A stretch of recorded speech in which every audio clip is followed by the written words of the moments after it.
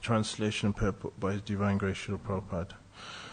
For unnecessarily cursing him when he had committed no offense, Maharaj Nimi counter-cursed his spiritual master. For the sake of getting contributions from the King of Heaven, he said, you have lost your religious intelligence. Therefore, I pronounce this curse, your body also will fall. Purport. The religious principle for a Brahmana is that he should not be greedy at all. In this case, however, for the sake of more lucrative remunerations from the King of Heaven, Vashishta neglected Maharaj Nimi's request on this planet. And when Nimi performed the sacrifices with other priests, Vashishta unnecessarily cursed him. When one is infected by contaminated activities, his power, material or spiritual, reduces. Although Vashishta was the spiritual master of Maharaj Nimi, because of his greed, he became fallen.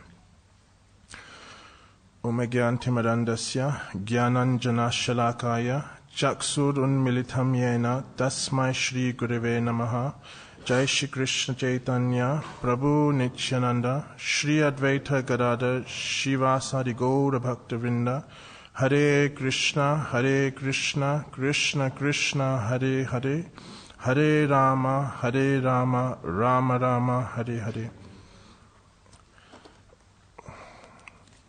So Hare Krishna, everyone. So we've just read Maharaj Nimi. He's just been cursed by his spiritual master to die because he didn't wait for Vashishta Muni to complete his sacrifice with Indra. So when his spiritual master found out, he cursed him to die. So then Maharaj Nimi said, okay, I also curse you because you're motivated by greed. So in Vedic culture, a disciple does not disobey his spiritual master. This is considered to be gurur avagya. It means disobeying the orders of the spiritual master and considering him to be a material man, ordinary man. Because Krishna says in Bhagavad Gita, chapter 4, verse 34, Tad vidi pranipatena pariprashnena sevaya Upadek Shanti Te Jnanam Jnaninas Tatvadarshinaha. Krishna says, inquire from him submissively and render service unto him. The self-realized souls can impart knowledge unto you because they have seen the truth. So, the spiritual master is considered to be a representative of God. He's not God, he's a representative of God. So, Srila Prabhupada gives the example that if a government official came to your house on behalf of the government, on behalf of the king, prime minister, president, you would give that official just as much respect as you would if you met the president or the prime minister. Because why? Because he represents the authority of that person. And by pleasing him, we will also please that person. So with the spiritual master, it's the same principle. What to speak of spiritual master? Even if a guest comes to your house, you treat him as good as God. Atiti Deva Bhava. You respect him. So Krishna is known in the heart as the Chaitaguru, as when he comes as the Paramatma. But because we cannot experience him or see him in our conditioned state, he appears in front of us as a spiritual master, as the Guru. So the duty of the spiritual master is to train the disciple in the science of Krishna consciousness. And the disciple is meant to follow him strictly. It's said in Guru Vashtikam prayers, Yasya prasada bhagavat prasado yasya prasada nagati kutopi. By the grace of the spiritual master, one receives the benediction of Krishna. And without the grace of the spiritual master, one cannot make any advancement. This is like such a deep statement. You know, it's like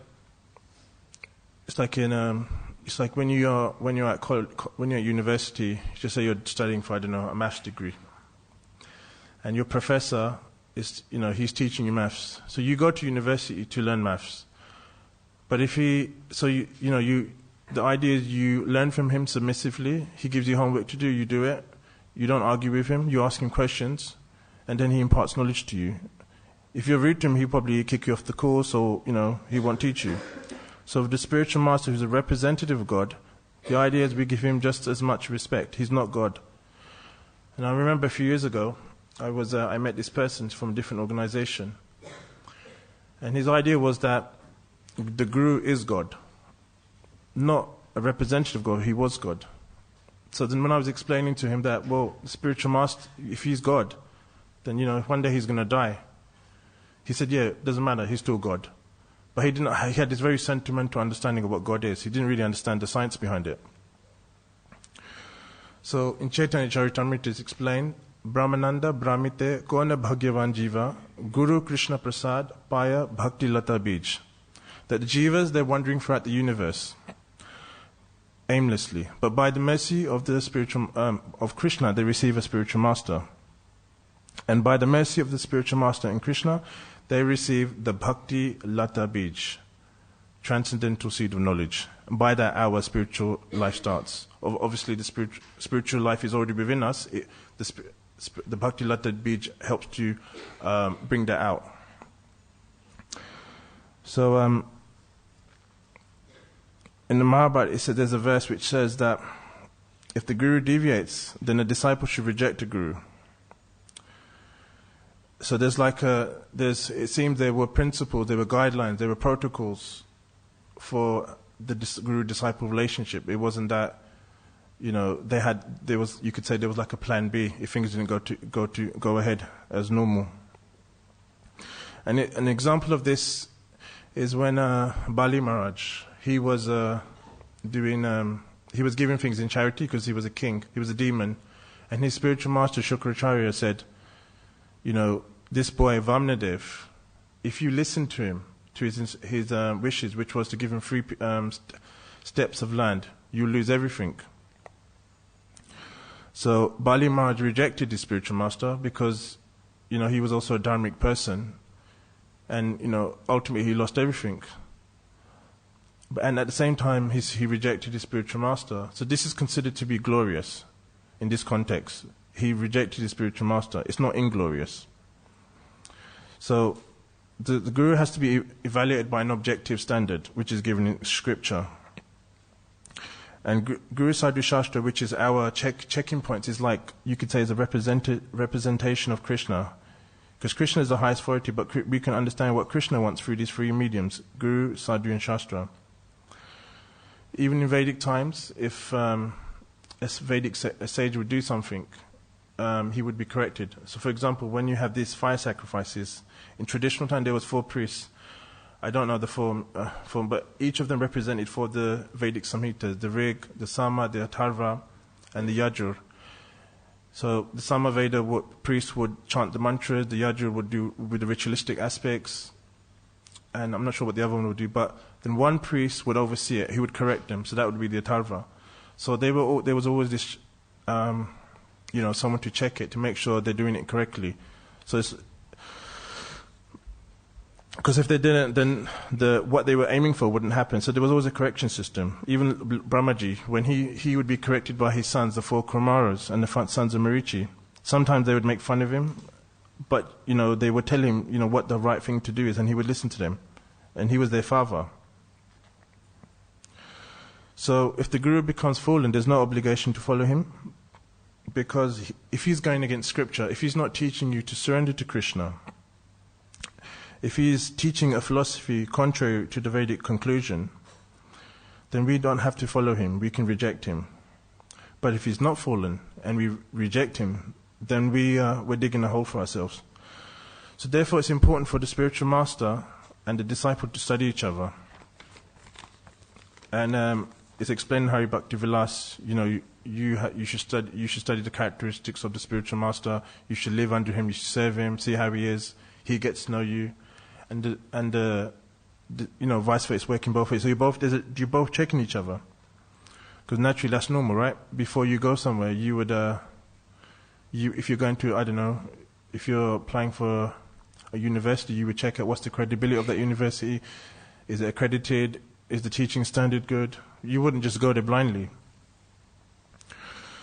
So it's quite amazing to see, even though today we consider crazy, but it's amazing to see this happening in Vedic times. You would have thought everything's perfect. It's exceptional. But it's happening in an amazing scripture, Srimad Bhagavatam, and the reason why it's there is to teach us what would happen if it happened to us. So if someone reads this pastime without understanding the principles behind it, they would get bewildered. They would think, what's going on here? So therefore, we need the commentary of the Acharyas to explain what's going on here. Like Srila Prabhupada could translate the Srimad Bhagavatam. Otherwise, we won't get the bigger picture. We'll miss the point. So these pastimes may appear bewildering. Maharaj Nimi rejecting his guru. But according to Srimad Bhagavatam, according to the Acharyas, according to Srila Prabhupada, he's correct. So a good example I can think of is in Mahabharata. So everyone's heard of Ekalavya. He was a tribal person who asked Dronacharya, "Can I be your disciple?" And Dronacharya said no. And the common understanding is because he wasn't part of he wasn't a Kshatriya by birth. So people think he was rejected on that basis. So then, in secret, he was learning the science of Dharmaraja for him. So when Dronacharya was teaching his students, he would, in secret, in a tree hide and learn all the science. So then and he also made this deity, this effigy of Dronacharya, and used to worship it. So anyway, the word got back to Dronacharya. So Dronacharya went to see him and said, you have to give me Guru Dakshin. So he said, okay, I'll do it. He cut off his thumb. So because of that, he was, you could say he was disabled, because you need your thumb for the archery. So the common understanding in India as well, he was very unfortunate, to be born in such a situation. He was actually a great Guru Bhakta. But according to the Acharyas, he wasn't a great Guru Bhakta. I mean, Bhaktisiddhanta Saraswati Thakur also goes to this extent and says he was an impersonalist, because he started worshipping the spiritual master without the spiritual master accepting him. And Bhaktisiddhanta Saraswati Thakur says that his motivation was to be better than Arjuna. He was envious of the Arjuna. He wanted to be better than him. So his whole purpose was to learn Dharmaraja so he can become better than Arjuna. But we wouldn't understand it by superficial reading. But therefore, we need the Acharyas to explain this principle. So the verses in Srimad Bhagavatam, they're considered to be like a zip file. So zip file is compressed information, and then basically you open up, then the information becomes full and more complete. So each verse of Srimad Bhagavatam is like that. Each verse of scripture is like that. We can't get the bigger picture, but with the commentary of the Acharyas, then we can understand what's going on. We can get the nectar. So like I said, like we've read, the opinion of Srimad Bhagavatam and the Acharyas is that Maharaj Nimi was correct in not following Vasishta. So as we know, Vasishta Muni is a Brahmana. He's, according to Bhagavad Gita, the qualities of a Brahmana are that he's peaceful, self-control, he can practice austerity, purity, tolerance, honesty, knowledge, wisdom, and religiousness. And Maharaj Nimi was a Kshatriya. So again, according to the qualities described in Bhagavad Gita, a Kshatriya is a hero, power, he has determination, he's resourceful, he's courageous in battle, he's generous, and he has leadership. There's actually more qualities, if you read Mahabharata, described and in Manusmriti, but Krishna gives the essence in Bhagavad Gita, the most important qualities. So Maharaj Nimi was a authorized, qualified Kshatriya, and Vasishta was a qualified Brahmana. Now, Brahmanas and Kshatriyas, their whole purpose is to teach Dharma and uphold Dharma. They're willing to sacrifice themselves to protect these two principles. Whereas the Vaishya and Shudra wouldn't do that. They're motivated by, they're not selfless, they're selfish. For them, it's about them. Even though Shudra serves everyone, but ultimately he's doing it for his maintenance. Whereas a Brahmana and a Kshatriya, they're not motivated by it. They're motivated by Dharma. They're motivated so people can understand what the goal of life is. So this is the principle. This is a very essential principle that distinguishes Brahmanas and Kshatriyas from the Vaishyas and Shudras. Now, it's not said at the outset, but why Maharaj Nimi wanted to do a fire sacrifice, but it's understood that he was doing it for the benefit of of society, of his kingdom. Right, so he had the purpose to do it. So therefore, he got the other Brahmanas to do it.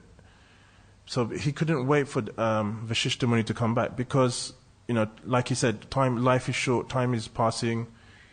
So therefore he did it. He consulted with the other Brahmanas and he went and did the sacrifice. So his purpose wasn't material. Whereas Vashishta Muni, his purpose was for material reward. He would, because when you do a fire sacrifice, you have to give a Brahmana done. You have to give him something. Otherwise, what he's done is not complete. It won't have effect. Is that right? So it's like it's saying, if one Brahmana was telling me, he said, even if you do something, if a Brahmana does something for you, you have to give him something. Even if it's 1p. If you don't give him that, it will not have effect. Because there's an exchange happening. So Vashishta Muni's motivation was purely for material remuneration. He wanted wealth from that. He wanted dhan.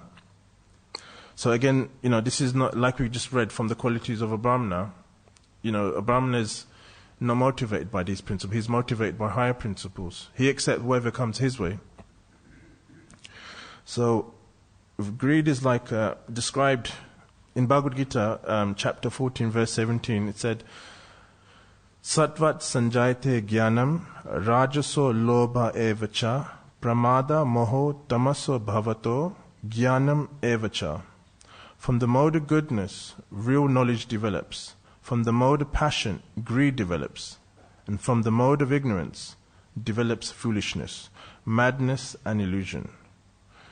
So in Bhagavad Gita chapter 16:21, it's explained there's 3 gates that lead to hell: lust, anger and greed. Every sane man should give up these 3, for they lead to the degradation of the soul. So Srila Prabhupada explains these 3 gates are like the enemy, which can destroy one's intelligence and ultimately hinder one from going back to Godhead. So this concept of greed is so it's such a subtle thing, such a powerful thing. We even see in contemporary society, it's like we see in the city, in the investment banks, because when I was working in Canary Wharf, so I would pass by all these investment banks, and you see all these city workers, and generally, because they're on such high salaries, so a lot of them, it's about the money. So I remember a few years ago, there was this, when the financial crisis happened, there was this situation where, there was this one investment bank, and they were basically selling a product to their clients, saying, this is a very good product, you'll make a lot of money from it. But behind their back, they were betting against it. They were saying, well, we're going to sell it to the customers, make money on it anyway, then we're going to bet against it. So when the share price goes down, they're just going to make a killing on it, basically. So because they were motivated by greed, they weren't motivated by what's better for their client, what's going to be what's going to be beneficial to them. They were motivated by what benefit it will bring them. Because it's a very because they're very greedy, they're very you could say sinful. So their purpose is purely to make money. So in Srimad Bhagavatam, in the 7th canto, it talks about, Prabhupada writes in one paper, it's quite interesting. He says, when there's an increase in lobha, or greed, which is the greatest enemy caused by Rajagun, the mode of passion, how can one advance in Krishna consciousness? And Krishna says in the Bhagavad Gita, lust is the greatest enemy. Lust gets us to do things. But Prabhupada is saying something, he's saying something different. He's saying, when there's an increase of lobha or greed, which is the greatest enemy caused by Rajagun, the mode of passion. So he's saying this is the greatest enemy. This comes from Rajagun.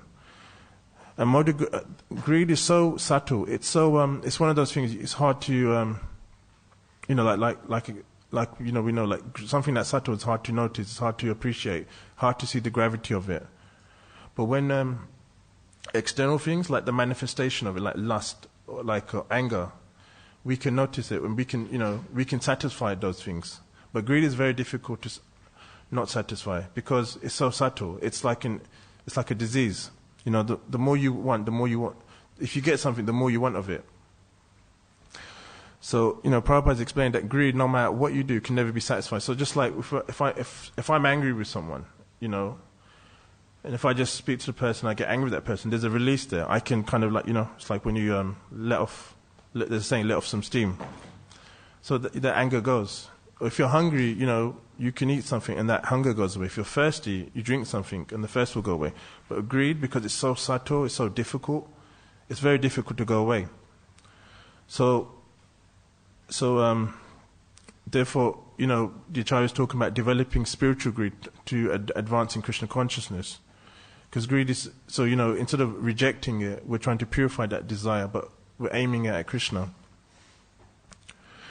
So another thing I was noticing was that, when you read this pastime, curses are quite rampant in Srimad Bhagavatam, isn't it? It's like you read everywhere. It's like you read the beginning of Bhagavatam, Parikshit Maharaj was cursed.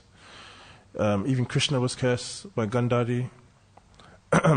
So one example is Chitraketu. He was like a topmost devotee, and he was cursed by Parvati to become a demon. So he apologized, and he asked for forgiveness, and Parvati said, forgave him, but she said, you're still going to become a demon. So he came as a demon. I forgot what was the demon's name he came as? Vritrasura, yes, Vritrasura. So he came as Vritrasura, and Indra killed him. And he was in a demon body, and it's understood that he went back to Godhead. So, he made an apparent offense to Parvati, but the understanding is that Krishna arranged that offense so he can come as a demon, he can die, and he can go back to God, and he can be glorified. Because when you read Bhagavatam, when you read the pastime, it's explained that he's coming out with, he's encouraging Indra to kill him. He's coming out with a lot of philosophical statements. Parikshit Maharaj, he was the king of the planet. He was the king of Bharat, and Bharat was the entire universe at one point. And he, when he was cursed by the Brahmana's son, he could have repelled it. And also, why he put a garland of snake over a Brahmana, over a sage, is, you think, why did he do that? Just because the Brahmana didn't welcome him and give him water because he was thirsty. But, Krishna arranges these things, so, it gives him an opportunity for his plan to come about. It gives him an opportunity to get things done. And we know that Parikshit Maharaj, he had 7 days to live, so that enabled Shukadev Goswami to come and speak Srimad Bhagavatam, and so for the whole world to benefit. So we should try to see what Krishna's plan is through things, not our plan. We should see for Krishna's perception, not our perception. It's like, you have the frog. The frog is in a pond, and it meets someone that comes from the ocean, and he says to the person from the ocean, is the ocean bigger than the pond? Because his perception is limited by what he's perceiving. Right? So, how can you explain to a frog that the ocean is much bigger than what you're living in?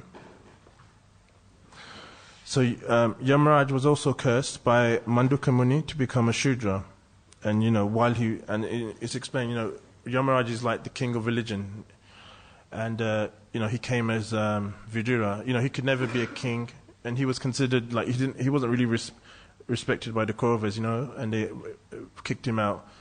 But, our understanding is that he was pretty blessed because he was associated with Krishna.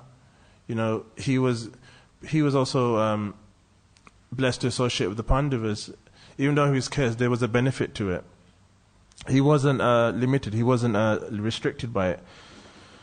Even though he was born in a Shudra family, because he's a devotee, he's transcendental to it. As we know, a Vaishnava Brahman is beyond. He's transcendental to the division society. He's transcendental to Varnashram. So the reason why when we see this, when an ordinary person who's not trained in Krishna consciousness sees this, he'll think, well, this is bad. He was a devotee. He was cursed. The reason why they say that is because they're used to seeing, well, a person should be in a comfortable situation. He should be protected, and therefore that's the most favorable situation. Otherwise we can't practice bhakti. But the thing is, an advanced devotee can practice Krishna consciousness in any situation. It's like it's explained. There was one devotee. When he was preaching in the communist countries, You know, he used to, when he was in the train, he would preach and he would have to chant his rounds in the toilets to not to be seen by the KGB. Obviously, that's not allowed. We don't take our beats in the toilet. But he was chanting there, and he was living in such, you know, he couldn't do what he wanted to do, but he was so happy. He was like, you know, those were such pioneering days. My Krishna consciousness was so, like, exciting, etc., whatever. So, you know, it didn't restrict him in any situation.